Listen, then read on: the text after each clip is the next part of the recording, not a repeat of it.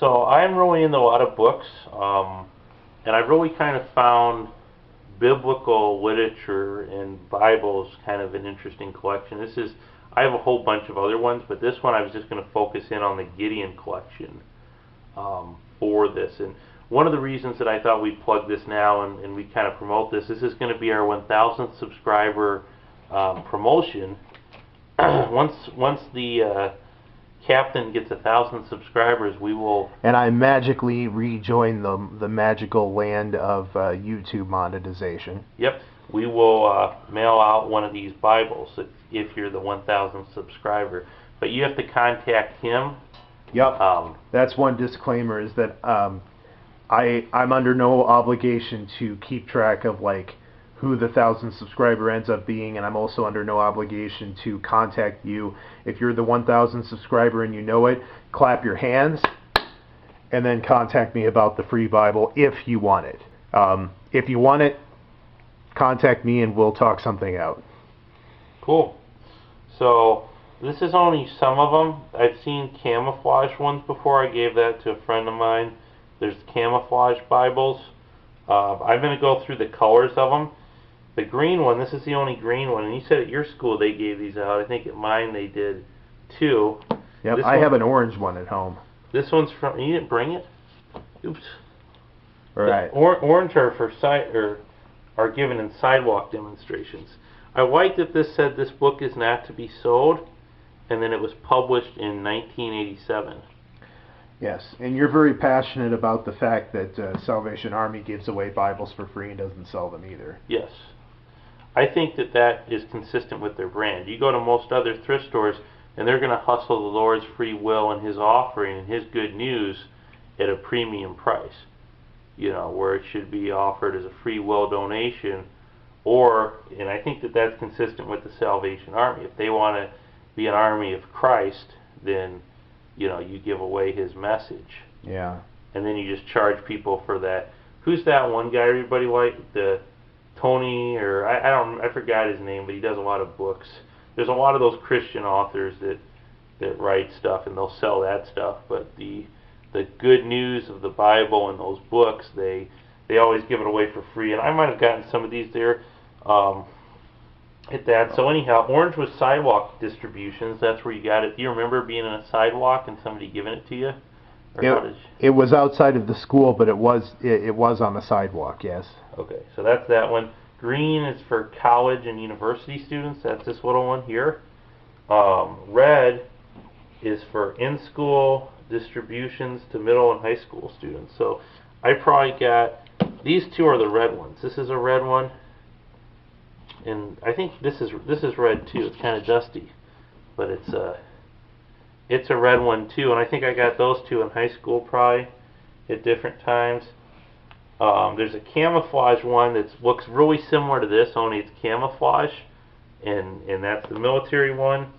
Sure. Oh, I just noticed the two blue ones. One of them says placed by the Gideons. The other one says placed by the Gideons in memory. I wonder what the difference is there. This one's probably in the memory of somebody else, but there's no. Oh wait. Maybe the 100th anniversary. 1908 to 2008, commemorating 100 years of Bible distribution. And that might have been it. Let's check the other one and see if it has that on the inside. No, it doesn't. So that's probably in memory of. But so you have a 100-year anniversary one too. Yeah, 100th year anniversary one. Yeah, but it's interesting. Jews and Catholics did not like these because these are King James versions. Mm-hmm. And I thought the Catholics liked the King James. No, he's the guy who's like, yo, Pope, I ain't listening to you. I'm divorcing the bitch. And, he's like, I'm going to be my own Pope. What you going to do about that, bitches?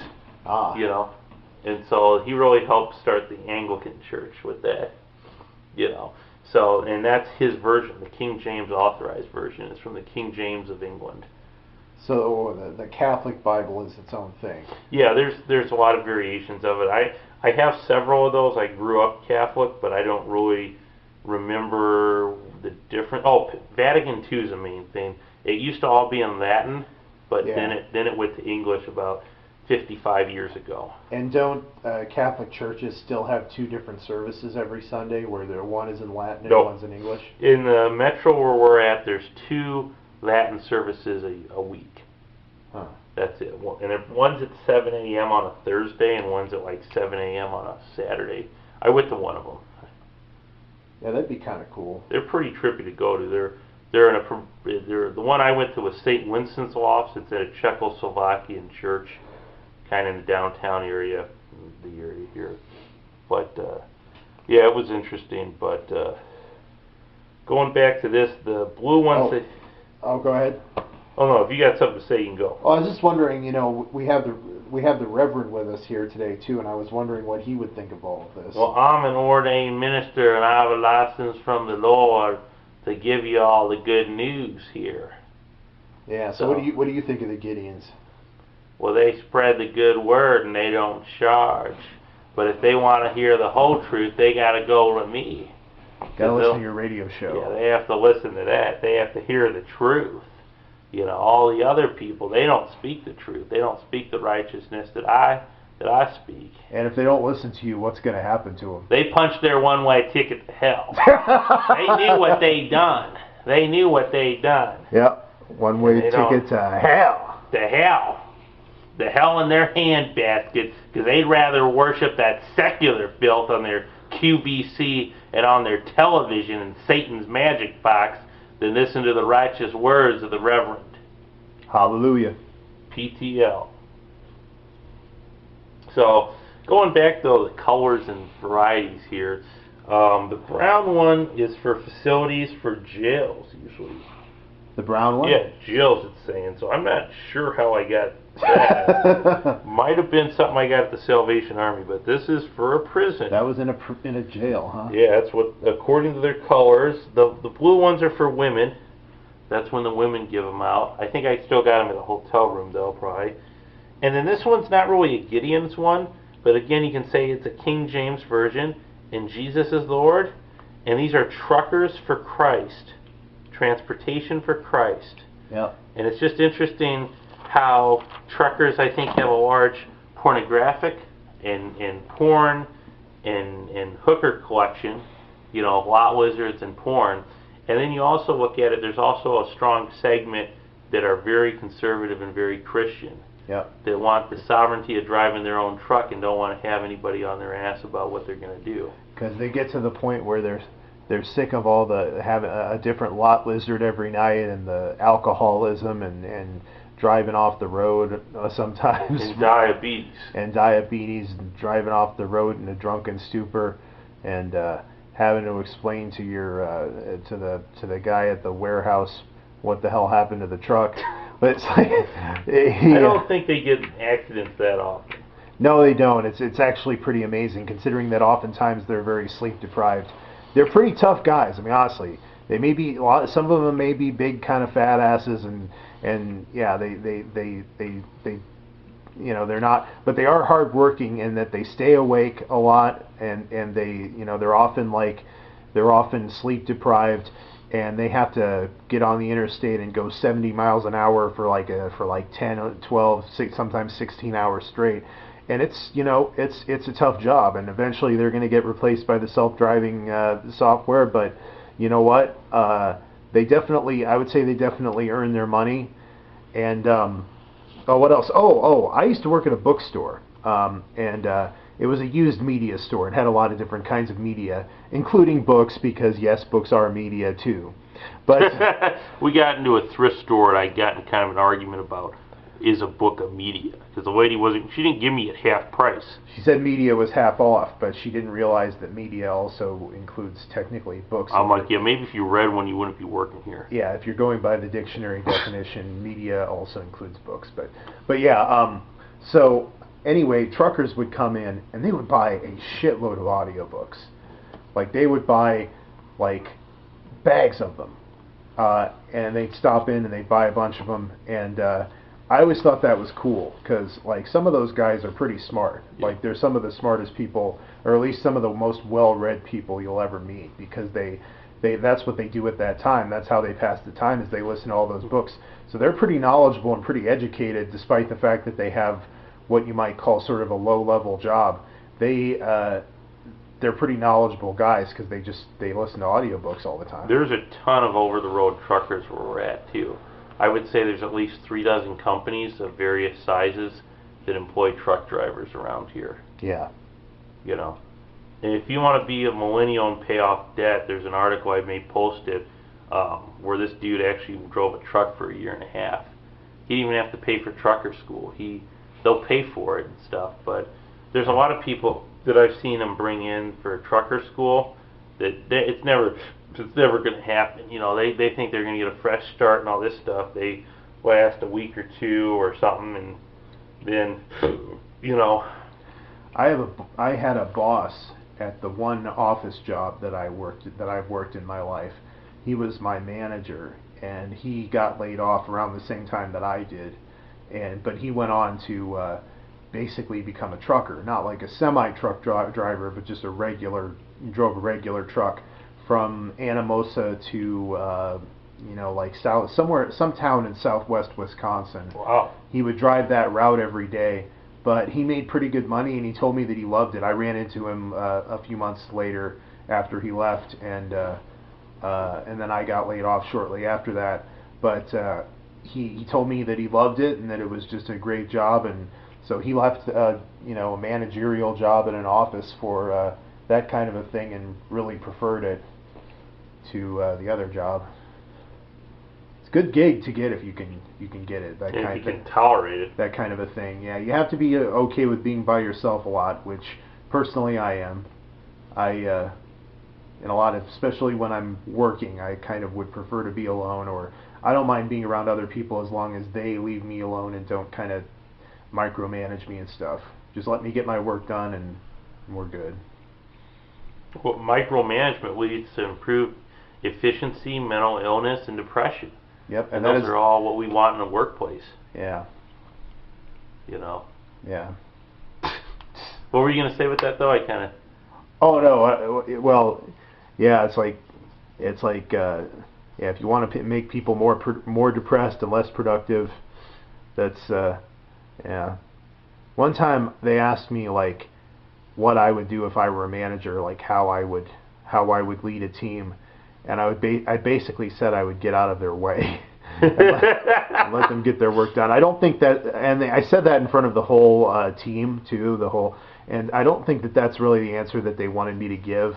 But at the same time, it made enough sense that they couldn't just flat out tell me that it was that wasn't the right way, because it would have made them look bad. But because you respect the sovereignty of the individual. Yeah, and honestly, the best bosses I've ever had were ones who kind of just, they made sure that my work got done, but they let me get it done.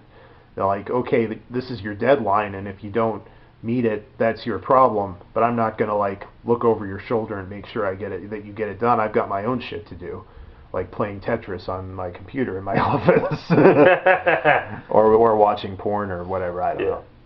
You probably couldn't do that on a work network. I think some people have. Well, that's really great for our Bible discussion. Yeah. It turned into truckers and porn. Were there any other colors? Yeah, there's a couple other colors. We should probably mention those. Yeah, white's for hospitals. Because you're going to die and become an angel. Well, yeah, and I have a white Catholic Bible from somebody who died.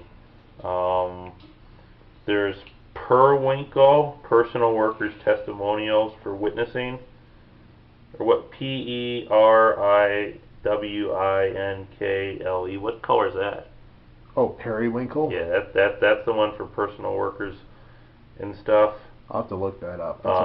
Dark blue is for other languages other than English, but these are in English, so I guess that's just blue. Red schools, so that basically covers it. I wonder why, all the other ones are pretty basic colors, and then they throw periwinkle in there. That's a lot of syllables for people to read. Yeah. I mean, it's just strange that they would they're all basically kind of just sort of plain, standard colors. And then one is like periwinkle, or that's like making one like that's coral or mist or canary yellow, or some kind of like odd sort of obscure color. Periwinkle is a color in the blue and violet family. Okay, so it's kind of purple, I guess. Okay. That was for the gays.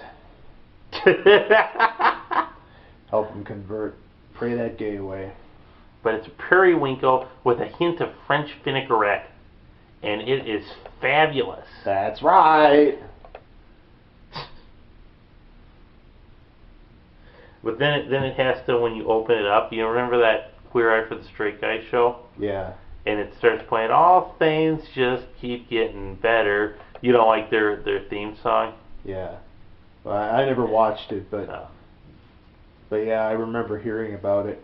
And it just plays that theme song, and yeah, does it. They're like, we're trying to, but that's actually something that I like about these things too. They're very simple. They're not trying to do market segmentation. They're not trying to just market it. They're making it available for people who want it, but they're not beating down your door trying to get you to convert to whatever they want. They're just like, yo man, here it is. Yeah. Take it or leave it. I believe it's more they're given the opportunity of access to it. But I mean, I'll just let you know right now, you're not going to be seeing anybody doing this shit with Korans, probably. I don't see that. You know, they're not laying those around and handing those out as much. It just wouldn't be as culturally accepted as this has. Yeah, especially not around here. Yeah. It's just the different people that I knew that grew up, they were either distributing these books or really promoting it. To see them doing that with that, or even like Buddhist stuff, I just couldn't see it. You know what I mean? Yeah. Any of that happening really. But although, yeah, I wouldn't mind taking some Buddhist stuff. Well, maybe you should. Maybe you should just walk around giving out Buddhist Zen stuff, and be like, you need to meditate your problems away, you know, and just chill out, man. Yeah. Divorce yourself from desire. All pain comes from desire. The solution to pain is to free yourself from desire, including the desire to be free from pain. Ooh. Wow. Isn't that a paradox if there ever was one? Wow. Yeah, man, that's pretty deep. and that's you should divorce. So we should come up with, maybe you should even make shirts that say divorce yourself. You know? Wow. And then that would be great for teenage kids that are going through their parents having a divorce right now. And it would also be good from the philosophical standpoint that we were just talking about here. And, yeah. I just worry that some people might take that as like a pro-suicide type thing. Well, like that's not, divorce yourself. It's not saying kill yourself, it's just saying divorce yourself. And then it will lead into more conversations. Like the shirt that you'd made me when we were in Vegas and we wore it, I got in a whole discussion with a cowboy over the shirt. You know, remember? Yeah, that was cool. And there's a lot of different people. I had security guards think I was like tripping serious balls. Yeah. You know, and divorce yourself could also be the same type of communication and intellectually stimulating conversation. Just like detach yourself from your own identity. Like, don't detach yourself from your ego. You know, divorce yourself. You know, and check in the little check box. Check irreconcilable differences. You know, like I couldn't have my ego around with me because my ego was an asshole. And so I have to detach myself from my ego so that I can achieve true enlightenment. Wow. Yeah, so I don't know. Maybe I will make that one. I'd buy one of those. Divorce yourself. Yeah, I think that'd be pretty cool. Instead of divorcing your spouse, divorce yourself. Divorce yourself. That's the problem. I think a lot of people, they think that if they leave, you know, they get married and then they, you know, things aren't the perfection they thought they were, and then they think, well, the solution is to divorce this person. No, you got to divorce yourself and your own ego and your assumption that you deserve like the Prince or Princess Charming, because we're all human beings, and maybe you need to accept the fact that nobody you're going to be with is perfect, because the first marriage is the one that's most likely to take. It's all downhill from there. About 60% of first marriages last, but then second and third and fourth marriages, the more times you get married, the less likely it is that it's going to work out. Just give it up, man. Yeah, just say, you know what, I got it right the first time. They may not be perfect, but they're about the best I'm going to do. Yeah. And live semi-happily ever after. Divorce yourself. I like that. I think that's a pretty good philosophy and perspective to have. And I think a lot of people with the divorce and each other is they have bad expectations for each other, and also nobody taught them to get along. And yeah. And a lot of them come from divorced homes too, so they don't really know what a functional couple looks like. They just perpetuate the dysfunction and suffering. Yeah. And then they always bring children into it, and then they just create multiple generations of poverty, suffering, and mental illness. Yeah. I mean, I'm not conservative enough that I think divorce should be illegal, but I think it should. I'm okay with it being culturally discouraged. I think marriage should be a lot harder than it is. Yeah. I would say you need to have counseling before you get married. By like some either religious institution or by a state mental ward. Yeah. To understand your cognitive thought process on why you want to be engaged in a state-sanctioned marriage. Yeah. And you should be required to bang in front of a psychologist. so that he can monitor your sexual responses and make sure that you're compatible with that person on a purely hormonal and chemical level, as well as perhaps a more spiritual level. Make sure you guys have the right chemistry. Didn't you say something about how that's the perfect wedding reception? Just the Well, that was Doug Stanhope. He's like, oh yeah, you're gonna see all this stuff. You might as well just bang it there and just right there on the table. Yeah, just do it right there, right in front of everyone. Because it's so ridiculous with all the other bullshit. Because when they clink the spoons on the glasses, instead of that's usually to make them kiss. It should be to make them fuck. So I don't know, but it's by the end of the night, they're both going to be pretty sore, I think. I think an idea for how they can do the premarital one, where they meet with the psychiatrist or whatever, they do it free, but then it has to be uploaded on some sort of porn site. You know what I mean? So it creates a good opportunity for them, and then they can either pay the premium and just have the experience and have the knowledge without it being streamed online, or if they want, they can get a free consultation if it's allowed to be uploaded. The Holy Bible, ladies and gentlemen.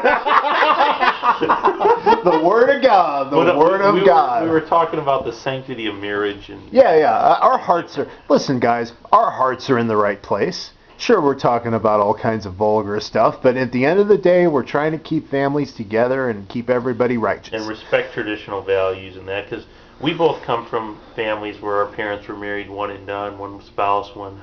Yeah, my parents have been married for 40, this year will be 43 years. Yeah, my parents are coming up on almost 40.